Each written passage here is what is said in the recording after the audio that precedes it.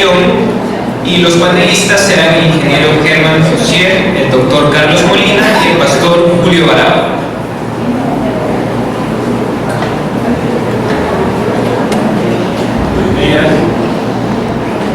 Buenos días a todos y todas. Pues vamos a dar inicio al simposio de esta jornada, de esta mañana. Como ya ha mencionado Gustavo Paneados, sobre convergencias y divergencias en las principales teorías sobre el origen del hombre. Y evidentemente aquí se han dado unos planteamientos muy interesantes, son los predominantes en cuanto a cómo los seres humanos existimos y de dónde venimos. Y primero que yo le voy a hacer un par de preguntas así a los ponentes para empezar a generar el debate, porque eso es importante. Vamos a hacer un debate, pero un debate científico, un debate académico. La universidad se caracteriza justamente por diversidad de universos de percepciones y de concepciones acerca de las cosas. Una universidad es llamada como tal porque hay distintas formas de pensamiento. Si hubiera una sola forma de pensamiento, eso no sería una universidad. ¿Ya? Y justamente por eso en la educación superior donde más se construye conocimiento, para dar paso a esa diversidad de percepciones. Entonces vamos a tener un debate académico, un debate de ideas. Y bueno, evidentemente cada uno llegará a sus propias conclusiones. Yo haré solamente un par de preguntas, en realidad tenía mucho más, pero tiempo, solo haré un par. Para darle luego la palabra a algunos de ustedes que ya han abordado en algún momento algunos de los ponentes que tienen preguntas. Lo más importante es que ustedes puedan expresar sus dudas, sus inquietudes, sus comentarios para que los panelistas puedan responderles u opinar. Bien, para iniciar, yo creería que una de las convergencias o uno de los aspectos más comunes aquí planteados, al menos en las principales teorías sobre el origen del hombre, es decir, la evolucionista y la creacionista, es que ambas tratan de explicar el cómo. Creo yo que podría ser, ¿sí? El cómo o el por qué, hasta cierto punto con las limitaciones del caso. Porque sí, el ser humano es un ser racional y necesita entender cómo es que ha llegado a ser fíjate, y de dónde viene. Creo, insisto, ustedes me dicen si no, que esa puede ser una convergencia. Lo que a mí me parece, y creo que ha quedado evidenciado de forma muy explícita, una gran divergencia es de dónde, es decir, cuál es la cosa. Y creo que una de las más grandes divergencias es justamente si la vida se originó como un diseñador o sin un diseñador. ¿Cuáles son los argumentos que exponen ustedes para defender sus posturas? Que si la vida se originó como un diseñador o sin un diseñador. Y ya han hablado sobre eso, pero me gustaría que lo vieran. No sé quién quiere hablar de eso. Bueno, sí, algo salió en lo que yo iba diciendo sobre el tema del diseño y del diseñador. Es un argumento clásico que se puede representar en un personaje que se llama Thomas Paine, siempre en el contexto de la biología de lo que yo hablaba. Se llama así, el argumento del relojero. Entonces todo reloj necesita un relojero que lo haya diseñado. Ese es el argumento que se ha dicho, que es en el causa-efecto, el mecanismo causa-efecto. Lo que pasa es que esa figura que se usa del relojero puede funcionar para muchos efectos, pero en el caso de la vida hay que ver si se aplica. De hecho, un biólogo contemporáneo muy peregrino, que es Richard Dawkins, que es ateo o ateísimo, digamos. Richard Dawkins ha escrito un libro, creo que es un libro que se llama El relojero ciego, que sale al paso justamente de esta idea.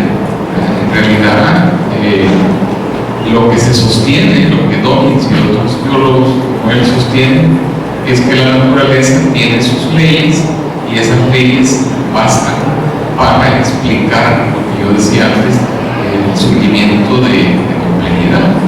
Entonces, claro, perdón que te interrumpa, en esa perspectiva es posible que la naturaleza tenga sus propias leyes desde la física. No, lo que pasa es que hay dos terrenos. En el terreno de la biología, nada más, yo creo que sí es posible entender el crecimiento de la complejidad solo acudiendo a las leyes físicas, vamos a decir. Lo que pasa es que eso nos mueve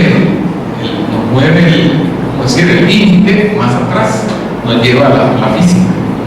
Entonces, de eso quería yo decir algo a propósito de lo que decía el pastor en la parte que explicaba, que ya es en el terreno de la física. Eso de que todo efecto necesita una causa es cierto en términos generales, pero, y me voy a meter ya en la física, desde la física cuántica, eso ya se cuestiona un poco. O sea, lo del tema de causa-efecto ya no funciona exactamente igual que en el terreno normal, cotidiano de los fenómenos físicos. Y quien se hace un poco eco de eso es el astrofísico que conocerán, que es Stephen Hawking, este señor que está en la silla de ruedas, como lo conocen, está por ahí, no ha muerto. Y él, en algunos de sus libros, habla de esto refiriéndose al Big Bang. El Big Bang ciertamente es un fenómeno único que se supone dio origen al cosmos. No está tan claro, los físicos tampoco que lo tengan tan claro, porque es un punto de inicio en el cual la física, como que más atrás de eso, deja de operar.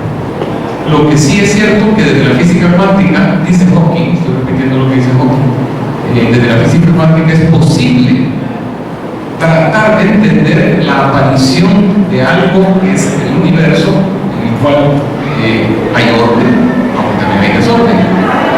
Se mencionaba la segunda ley de la termo. La segunda ley de la termo, ¿qué es lo que dice? Pues que hay una tendencia natural, física, a ir al desorden. Pero eso no significa, y si yo le complementaría al compañero, no significa que no se pueda lograr orden. Sí se puede lograr orden, pero desde el punto de vista físico estricto, lo que hace falta es meterle trabajo. Termodinámicamente hablando, un trabajo puede hacer que se construya orden. Entonces, regresando a la idea, Hawking lo que dice es que ese Big Bang, ese universo que se origina, montado y tratado de entender desde las leyes cuánticas, no requiere estrictamente de un mecanismo causa-efecto. Ahí es donde como que se desmorona un poco la lógica del causa-efecto en la física cuántica, pero hay que ir hasta allá. Desde la biología estricta no se logra entender. Bueno, y justamente eso de la causa-efecto creo que es una de las premisas filosóficas de la cual usted habló. Bueno, como decía yo anteriormente, la cuestión de la evolución hay que trabajar en diferentes disciplinas. Obviamente, un doctor de biología no puede manejar todo el conocimiento en física o en el terreno de la química y viceversa. Yo lo puedo manejar en el terreno de la teología, ¿verdad? Y en ese sentido, y yo no cae en mi Biblia, pues para no caer en la tentación de leer la Biblia, ¿verdad? Porque la invitación que me hicieron fue a hablar de eso. Hay otra perspectiva que se llama evolución teísta. Y la evolución teísta es otra perspectiva que puede ser mucho mejor para poder tratar de encontrar convergencias, ¿verdad?, en cuanto al origen del hombre. Porque precisamente un sacerdote jesuita, ¿verdad?, el padre Aguilar, entonces lo que él decía es, bueno, ¿y por qué no? Quizás Dios ocupó como que pánico para la evolución, para vernos la vida. Eso en filosofía se llama síntesis. Ustedes saben que está la tesis y la antítesis, pero para quedar bien, la síntesis, ¿verdad? La tesis dice que es bueno, la antítesis dice que es negro, pero para esto nos peleamos de unos pequeños. Entonces es una actitud, ¿verdad? Una actitud de algunos religiosos de querer ser fuera amigos con la ciencia, y entonces se desarrolla el pensamiento sintético. Y hoy en día el pensamiento sintético ha llegado a ser fuerte y es importante en la sociedad humana. Eso como hace unos 50 años no existía esto. Después hablaban del sexo, ¿verdad? Se hablaba, ¿cómo se llama? De, bueno, material sintético, que era el algodón y era sintético, es lo que más o menos. Entonces se ha llegado ahorita en pro de la moderación y todo esto a pensamiento de la miren, no tenemos peligro que Dios no existe. Ni tampoco tenemos la mecánica de la evolución. Digamos que Dios usó la evolución para poder comprender esto. Esa es una postura, repito, más conciliadora. Y esa postura es aceptada en la gran mayoría de comunidades religiosas cristianas. Sí, bueno, en el catolicismo, en términos generales, y con algunos protestantes. Gracias. ¿Algo que decir? Bueno, yo tres comentarios, ¿no? Para mí, el problema con la idea del creacionismo científico es que une dos cosas que me parecen contradictorias. Yo creo que la idea de un Dios creador es propia de un tipo de religión muy especial, una tradición muy especial. El profesor Barahona decía, por ejemplo, en algún momento, bueno, no están de acuerdo que de la nada sale o algo así, ¿no? Bueno, pues la verdad los griegos no estaban de acuerdo con eso. El horizonte del pensamiento griego no tenía nada que ver con la creación ex nihilo, es decir, con la creación desde la nada. Los griegos pensaban en la creación en un sentido más como de la palabra griega poiesis, que hace referencia a la creación, pero a partir de otra cosa, como el artista que crea una silla a partir de la madera. Pero la creación de la nada es una idea judeocristiana, no es propia de las estructuras racionales humanas. Entonces se dice causa-efecto, que es para cambiar. A eso voy, ahí voy con mi argumento de que hay una fibologia. Una fibologia es cuando usamos palabras en un sentido diferente para referirnos a un fenómeno en el cual estamos usando la palabra con otro sentido. ¿Qué quiero decir? Cuando él decía, vean, es muy lógico pensar que todo efecto tiene una causa, él estaba metiéndose en el terreno de una idea de ciencia deductiva, lógica, premoderna. Un científico moderno lo que le va a contestar es, mire, esto no se trata de lógica, aquí se trata de experimentación y pruebas, se trata de ciencia. Es decir, el hecho de que los medievales o los griegos usaran palabras que hoy nosotros traducimos como ciencia, no quiere decir que hay que entender que ellos hacían ciencia como hoy entendemos la ciencia. Yo creo que eso es claro. No se puede pensar que es una prueba o un argumento lógico. Ese es un argumento de Tomás de Aquino, es una de sus pruebas de la existencia de Dios, ¿verdad? La causa y efecto, pero eso lo dejamos, bueno. Dos más, el argumento pragmático. Yo pienso que el problema grave o clave aquí es esto. Si pensamos que este creacionismo es científico, estaríamos difundiendo una idea de ciencia tremendamente peligrosa porque se basa en presuposiciones, no en pruebas. Y me parece que así el conocimiento del mundo no avanzaría, no aumentaría.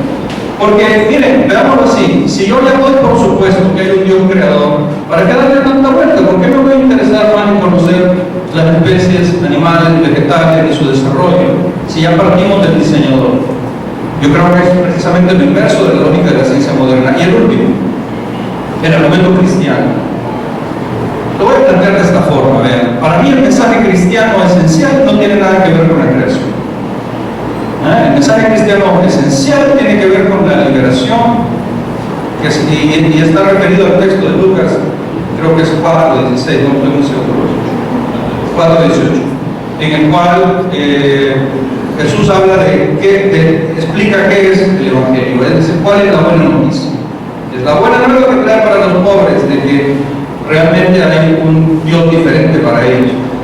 Entonces yo pienso que un cristiano, lo voy a decir así, ¿no? Porque un cristiano no tiene por qué clavarse con el tema de la creación, porque la idea de una creación ex nihilo es antigua, proviene de una tradición que hoy la ciencia, me parece a mí, no nos explica el mundo de otra forma. En otras palabras, yo creo que es un planteamiento que no se basa en ciencia real. Bueno, y ese elemento de la prueba y de la experimentación ciertamente parece ser el factor que une a la ciencia, pero al respecto yo sé y he escuchado en debates, he leído también que hay ciertas cosas que la ciencia no puede probar. ¿Ya? Y es decir, dicen, bueno, no se puede probar la existencia de Dios científicamente, pero tampoco se puede probar la no existencia de Dios. El punto es hasta dónde las pruebas o las evidencias que la ciencia nos da para explicarnos las cosas, hasta dónde hay limitaciones, hasta dónde puede haber, no sé, una distorsión de la ideología, por ejemplo, del científico. Es decir, alguien, por ejemplo, un científico que no crea en Dios y no tenga ninguna ideología religiosa, o que tenga pensamientos diferentes a todos los religiosos. Ese científico, en principio desde la psicología diríamos que tendría un sesgo al investigar el origen, porque ya estaría tratando de negar una posible explicación o un posible argumento para una posible prueba que podría encontrar posteriormente. Bueno, vamos a ver. Lo que pasa es que la ciencia, o los científicos, desde Bacon, Francis Bacon para acá, Galileo, etc., no estoy hablando de la ciencia griega, la ciencia moderna, desde Bacon para acá, la ciencia está montada fuertemente sobre la prueba empírica, junto con una teoría construida y que esté acorde con la prueba. Es decir, el científico lo que tiene que hacer es, a partir de la base empírica, tratar de construir una explicación teórica que explique satisfactoriamente lo que tiene por delante. Punto. Lo que está prohibido en ciencia es apelar a principios especiales. ¿Cómo así? Por ejemplo, Dios es un principio especial. Es un recurso, es un saco donde cabe todo. ¿Ya? La figura de Dios, como tú le das unas características de omnipotencia, de omnisciencia, de todo eso, entonces claro, si es así, ¿quién contra él? Eso no es legítimo en ciencia. Eso no puedes apelar a ese principio, porque entonces ya queda completamente sin oficio la ciencia. La ciencia quiere averiguar con la razón y con la prueba, y juntando, quiere averiguar qué es lo que está pasando. En términos de causa-efecto, ciertamente. Lo que digo, no puede hacer, aunque no lo descarta, porque en ultimísima instancia podría ser que exista. Eso no lo puede hacer el científico, no es legítimo decir Dios no existe. Lo único que puede hacer el científico es a saber, si usted quiere creer, créalo. Pero a mí no me consta, es cuestión de fe, pues. Es un tema de fe, ya que es un ámbito que está en el cerebro humano. Entonces, el científico lo único que tiene dable, hacer, procurar, es buscar los datos, la prueba empírica, usar la razón, construir teorías, siempre lo dije antes, son provisionales, todo el tiempo son provisionales, con mayor o menor grado de certidumbre debido a los datos que lo pueden ampliar. Pero el científico siempre tiene que estar listo a cambiar de modelo explicativo siempre. Y ya digo, las figuras especiales pues no está permitido. Bien, solo puedo quizás decir algo en este sentido, de que sí hay científicos que son cristianos, ¿verdad? Y hay científicos que no son cristianos. Entonces habría que hablar con cada uno de ellos, profundizar en su pensamiento de por qué son cristianos, ¿no? ¿Verdad? Es decir, que no vamos a descartar a una persona que en un momento que cree que deja de ser científico, se está usando métodos científicos en su disciplina, ¿verdad? Y luego quisiera preguntarle al doctor cuando me está diciendo que ese axioma de que de la nada pasa algo, él dice que sí, puede haber que si sale algo, tiene el ejemplo. Muy bien. No, el error no es que yo cuestione que puede salir algo de la nada, sino que no hay por qué plantear la pregunta, a eso me refiero. La axioma de la... ¿Por qué no hay por qué plantear la pregunta? Porque ¿Cómo así? científico, es decir, no hay que darla por evidente, porque solamente un conjunto específico de creencias religiosas en el desarrollo de la historia humana plantea una creación ex nihilo, es decir, una creación desde la nada. Se encuentran ciertas creencias religiosas, otras no en todas. El horizonte griego no tenía por qué plantearse una pregunta así. Eso es lo interesante de la cosa. De la nada puede salir algo. Muy bien, es una buena pregunta para la gente que le interese ese tema, pero lo que yo estoy planteando es que cómo se usa en el tema que nos está ahora ocupando, que el tema no es ese, el tema es el origen del hombre o de las especies o de la especie humana. El punto es que traer el problema hasta la nada solo puede tener sentido si usted piensa que existe un Dios que ha creado el mundo desde la nada. ¿Sí? O sea, es lo mismo que decía Herman. Yo lo plantearía de esta forma. ¿Hace falta probar la existencia de Dios? Esa no es la pregunta. La pregunta que nos han planteado en este foro no es esa. La pregunta ¿es necesario Dios para probar la existencia del ser humano? Mi respuesta es no. Si yo creo en él, para mí es un problema. El profesor Barahona tiene razón. Muchos científicos son cristianos, pero ese no es el punto. El punto es si el científico, en tanto científico, puede renunciar a las pruebas para apelar a sus posiciones religiosas. Este es el punto. Hay una gran diferencia, ustedes lo pudieron notar, ¿ya? En los argumentos del profesor Barahona y de Herman. O sea, cuando la teoría de la evolución plantea sus teorías, sus hipótesis, sus postulados, te dice además cómo puedes tú reproducir.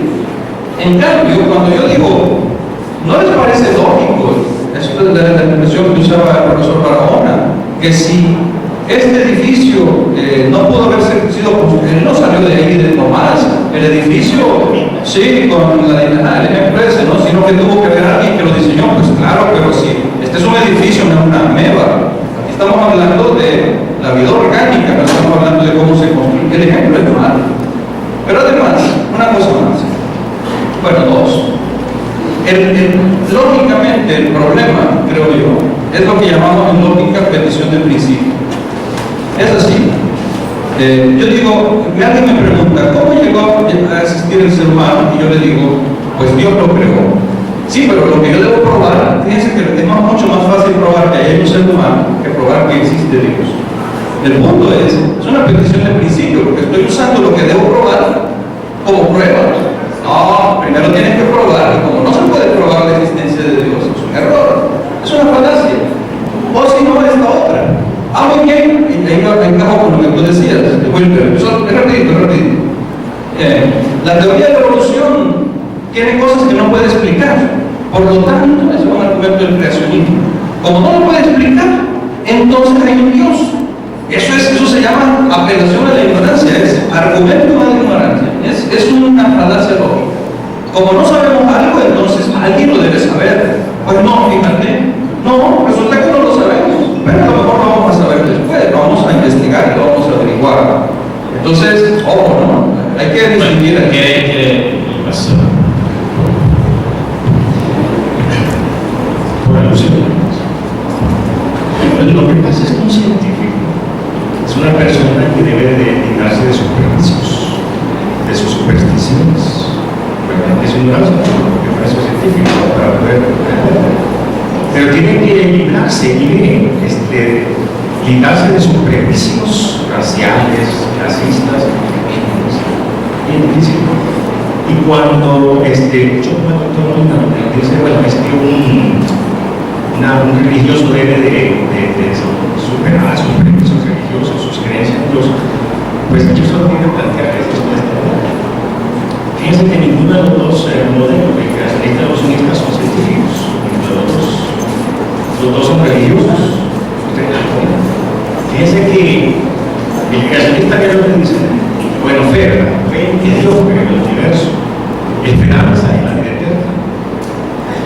Pero los científicos evolucionistas se mueven en base a fe, porque están esperando, ¿verdad?, descubrir el lado perdido que no aparece. Ustedes tienen fe, Como una creencia de algo. es una fe religiosa, ¿verdad? Apasionada, se apasiona, ¿verdad? Y la guerra contra Dios. Entonces, mire, la evolución primero, no sería, ¿cómo se llama el ingeniero? Todavía no ha sido comprobada, ¿no? Sigue siendo teoría. Pero siguen creyendo a pesar de que no se avanza. Y con mucha pasión. Entonces, fíjense que la misma evolución no tiene que ver con la ciencia y con la creencia, tiene que ver con actitudes. Yo lo que he señalado son actitudes. Y cuando alguien hace daño a priori, es decir, sin que haya evidencia concluyente, eso es fe. Y si tiene esperanza que el ataúd perdido va a aparecer, eso es esperanza. Y eso es fe. Bueno, interesante el planteamiento. ¿Qué tienen que decir al respecto? Está de nuevo, sí, pero en la mano inmediata, que tiene que ver con la psicología de la que hablaba Carlos. A veces empleamos términos en sentidos distintos. Yo no le llamaría fe a la que el científico utiliza cuando tiene esa esperanza, o eso es otra palabra, en que va a encontrar la verdad. Sí, esa creencia de que la Sí, obviamente, en tanto ser humano, ese cerebrito quiere saber qué está pasando. Hay una especie de inquietud en ese cerebro por saber, por dar cuenta de qué es lo que está pasando. Eso no sería fe. No, bueno, es cuestión de términos, pero es cuestión de, yo le llamaría ansiedad por saber las razones que hay detrás, curiosidad le llamaría yo, curiosidad que es natural en todo ser humano. Yo como psicólogo le llamaría conocer. Bueno, pues ponte fino, ponle conocer, ¿verdad? Pero lo que El hay, acto y la necesidad para tener la capacidad. pues eso será, pero lo que hay detrás es una curiosidad que solo se satisface cuando logramos encontrar una posible razón. Lo que he dicho que en ciencia no se puede hacer es apelar a razones especiales, principios especiales, lo que ha dicho, lo que ha aludido Carlos también. Quiero comentar, porque se me quedó en el tintero porque no había tiempo, lo del tema del origen de la vida, que es un ejemplo de esto mismo. Cuando los científicos enfrentan el problema del origen de la vida, que es difícil, muy difícil. Aquí se ha dicho, he oído decir que no puede surgir de lo físico-químico. Esto es falso. La vida, el fenómeno de la vida puede surgir, de hecho ha surgido. Lo que pasa es que no conocemos todavía bien al detalle el mecanismo. Hay teorías, en la teoría de Oparin, que pasó ahí en una de las láminas que yo tenía, la teoría de Oparin y Haldane. Oparin es un ruso, Haldane es un británico. Ellos plantean una posible explicación físico-química, no divina, del origen de la vida. ¿Ya? Luego hubo un experimento famoso a mediados del 20 hecho por Miller y Urey, en donde ellos que demuestran en el laboratorio de química meten unas sustancias determinadas químicas, se pueden conseguir, le meten energía en forma de, ¿cómo se llama?, de radiación, ¿cómo se llama?, de descargas eléctricas, y repitiendo con mucha paciencia, si ustedes quieren, con fe, con esperanza, si ustedes quieren, pónganle así, ya, pero el caso es que queremos averiguar si se puede lograr. Al final, ¿qué obtienen estos señores en el laboratorio? Miller y Urey obtienen un caldo de sustancias prebióticas, lo digo con cuidado, sustancias prebióticas, no son vida todavía, son sustancias que luego pueden llegar a constituir proteínas o aminoácidos que pueden llegar a constituir proteínas y eventualmente pasar a seres vivos. ¿Eso qué quiere decir? Quiere decir no que ocurrió así, siempre se lo digo a los estudiantes, no es que ocurrió así, es que pudo haber ocurrido de esta manera, ¿ya? Pero no estoy apelando a ningún principio especial, simplemente estoy usando leyes naturales y un laboratorio de química. Hoy quiero preguntar, porque esto aquí podemos seguir en esta línea, pero quiero preguntar, ahora que preguntarle a los panelistas, algo vinculado al antropocentrismo del que habló Carlos en su momento. Es decir, en que los seres humanos, que las personas tengamos la creencia, la visión de que es la teoría creacionista o es la teoría evolucionista la que explica el origen del hombre, el tener esa visión sobre el origen dará algún sentido a la vida humana, ¿no? Es decir, si yo pienso que es Dios quien me ha creado, yo voy a tratar de actuar y de comportarme como hijo de Dios. sencillo. Si yo creo que no me hizo Dios, sino que pues sí fueron las condiciones periódicas de las que estás hablando, las que evolucionaron, etcétera, etcétera, pareciera, estoy a lo mejor como que mis acciones futuras y cómo yo decida construir mi vida es un tanto más libre. Al menos libre desde el punto de vista que no soy creación de Dios, sino que soy producto del azar. Entonces, ¿qué implicación? ¿Qué implicación? Eso es lo que me interesa. ¿Qué implicaciones tendría para la vida humana, para la percepción, para mí como visión, ¿ya? Como ser humano en este planeta, como el resto de seres vivos? ¿Qué implicaciones tendría el que crea que soy hijo de Dios o que no soy hijo de Dios? Quizás no se llaman de la cuestión esta antropológica. Sí, la cuestión antropológica, pero no dejan el tintero.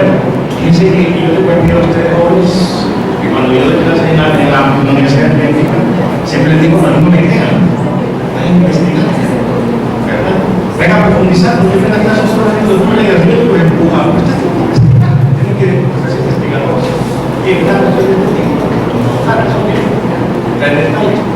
Digo esto porque cuando hablamos de la falacia que ya he mencionado, la falacia de la lógica, que es una falsa lógica, ¿verdad? Una falsa lógica, un pensamiento marcado.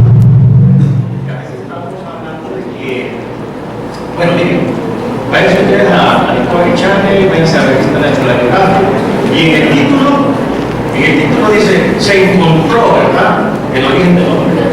Cuando ustedes llaman al artículo, comienzan a usar un lenguaje que no es científico. Y otro que está diciendo que la National Geographic es un programa de una revista científica, pero sí de divulgación popular que llega a la masa, pues, llega a nosotros. Y el lenguaje de se supone, probablemente, quizás, ese es un lenguaje no científico. El lenguaje científico se cree, se encontró, ¿verdad?, se halló. El lenguaje es exacto, ¿verdad? Pero eso se cree, se supone, y si se dan cuenta de lo que estamos hablando, se busca un lenguaje no científico, ¿verdad? Aquí nadie ha probado nada. Hemos citado gráficas, probar es irnos a un laboratorio y ver cómo se maneja la naturaleza, la masa, la materia. Pero entonces, cuidado, jóvenes, porque esto es para ustedes, para que lo oigan, cuidado con el lenguaje pseudocientífico. Eso de que se supone, quizás a la vez, eso no tiene nada que ver. El título de la película se halló la Eva negra en África, el cadáver de Lucy en Suiza. Ese es el título, ¿verdad? Pero ahí usted no encuentra nada.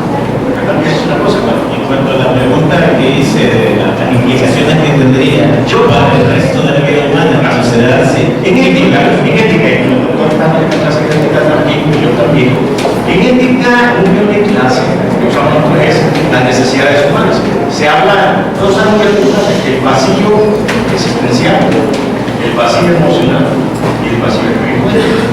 El ser humano tiene que entregar el vacío para usar un bosque. El vacío existencial, ¿de dónde vengo? ¿Para dónde voy? ¿Qué estoy haciendo aquí? Es decir, metafísicamente hablando. El vacío emocional, la estaría muerto. Un filósofo judío, ¿verdad?, decía que el hombre tiene un déficit de amor. Si en esta sociedad nos amamos, si en esta sociedad nos odiamos, ¿verdad?, nos desvalorizamos, afectamos la dignidad del otro, lo atacamos. Y está el vacío espiritual, la necesidad de Dios. Esos tres vacíos solo encuentran respuesta y sentido a la luz de un Dios que nos creó con propósito. Porque si somos resultados de la nada y somos resultados de la casualidad, señores, no tiene propósito en la vida, somos un accidente cósmico. Pero si Dios nos creó con propósito, entonces tu vida va a cambiar, tu psicología y tu sociología. ¿Qué piensan al respecto? ¿Creen ustedes de que si Dios no nos creó no tiene sentido la vida? Por responder a lo que acaba de plantear el pastor y luego Pues conecta un poco con lo que estaba platicando con un amigo que está detrás. Bueno, yo no diría que no, que ya se cae el propósito, porque que, por la sencilla razón de que el cerebro humano, el resultado de la evolución, se plantea pues interrogantes, aparece la moral, el cerebro humano, la moral es resultado también de la evolución, aparecen preocupaciones existenciales. Hay algunas teorías que hablan del animal moral. Claro, sí, entonces en esa perspectiva es perfectamente legítimo y necesario, no solo legítimo, necesario que aparezca la moral para dirimir una serie de conflictos que se van a dar en las sociedades constituidas por animales humanos. Entonces, no le veo a eso ningún problema. El problema está en que en lugar de atribuirle en última instancia la moral a un Dios que está por allá, ¿verdad? Lo voy a localizar más en el grupo, o sea, va a ser una moral ubicable en la sociedad para simplemente convivir. O sea, la inteligencia humana llega a la conclusión de que viviendo el grupo necesitamos establecer una regla mínima para poder convivir, ¿verdad? Y yo no veo necesidad de que venga un señor barbudo de arriba y que me diga que cómo tiene que ser. No le veo sentido. O sea, el sentido le veo a la necesidad pragmática de convivir con otros compañeros de especie para no matar. Y en cuanto al lenguaje pseudocientífico que mencionaba el profesor, que suele utilizar, por ejemplo, programas de chat, ya doy la palabra. ¿Ya? ¿Y eso qué tienes que decir al respecto? ¿Quién realmente lo sirve? Vamos a ver si entendí bien. La ciencia, lo he dicho antes y lo voy a volver a decir, no puede en rigor afirmar nada al 100%, con el 100% de certeza. No lo puede hacer, porque siempre habrá la duda. Entonces siempre el científico suele, por ejemplo, hablar en términos probabilísticos. Pues mire, existe un 80% de probabilidades, según los estudios que hemos hecho, de que el factor tal o cual está incidiendo en tal enfermedad. O sea, ¿qué le está diciendo? ¿Que ese es o que no es? Es que no estamos del todo seguros, pero por los estudios que hemos hecho, parece que va por ahí. ¿Ya? Pero nunca en ciencia se va a decir tajantemente en términos del 100%. Decir eso es incorrecto. Bueno, yo creo que cuatro cosas breves, ¿no? No, lo que pasa, vean, hay que tener cuidado con esto, ¿no? Cuando yo digo, no lo sé, voy a investigarlo científicamente, yo uso un método, debo seguir ese método y luego voy a proveer de resultados sobre los cuales después puedo seguir dudando. Eso es muy distinto de la religión. Las personas religiosas, cuando usan los argumentos como usted lo utilizaba en la ponencia, dicen, da por supuesto que eso está probado. Sí, Dios, ahí está, miren. O sea, no, pero es que eso es lo que tiene que probar. Sobre eso no hay ninguna prueba. ¿Okay? Entonces, nadie está diciendo acá que las personas no pueden ser religiosas. No, en absoluto. Yo no planteo eso. Lo que yo digo es que no hay que confundir la ciencia con una postulación de fe. Es terrible cuando usted dice, bueno, la ciencia también tiene fe, ¿no le parece? Porque también los científicos confían en que van a alcanzar, oígame, pero hay una que queda mal parada en la fe cristiana, al menos, ¿no? Porque si la fe de los cristianos es equivalente a que yo confío que voy a alcanzar algo, es poca cosa, ¿no? Yo creo que cuando un cristiano tiene fe, eso es una cosa valiosa en su vida. Es algo que le acompaña a lo largo de su vida. Mi mamá es cristiana, es católica, y para ella no se trata únicamente de si ella confía o si ella tiene una esperanza pequeña de no es equivalente. Yo creo que vuelve a pasar lo que Germán ya dijo. Se está usando la misma palabra para hablar de cosas diferentes y hay que andar con cuidado. Eso se resuelve fácilmente. Ya se ha dicho, pero no voy a insistir. El científico tiene dudas, pero remite a un proceso que se puede reproducir. Si alguno de ustedes tiene dudas sobre la teoría de la evolución, estudia biología y comienza a ver cómo sus dudas comienzan a despejarse y otras van surgiendo.